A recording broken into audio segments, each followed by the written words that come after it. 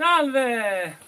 Siamo sempre al Montello, qui è un luogo sempre magico, incantato, paesaggio bucolico, siamo a due passi, siamo quasi vicino al letto del Piave e addentrandoci un po', toccando un po' il colle del Montello, ci ritroviamo questi paesaggi fantastici. Qui siamo alla grotta del Tavaran. Per raggiungere questa grotta dalla strada principale si fa via del Sostizio, poi si lascia l'auto e facendo 1,5 km circa a piedi si raggiunge questo posto fantastico.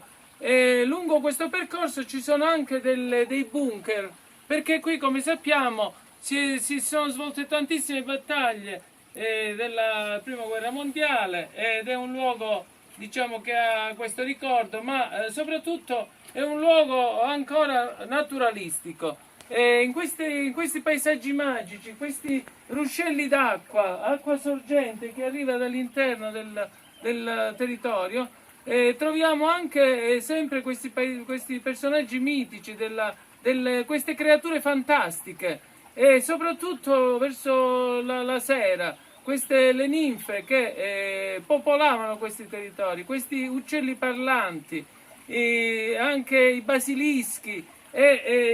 Stiamo attenti perché potrebbe spuntare fuori il Massariol, l'elfo burlone. Ciao!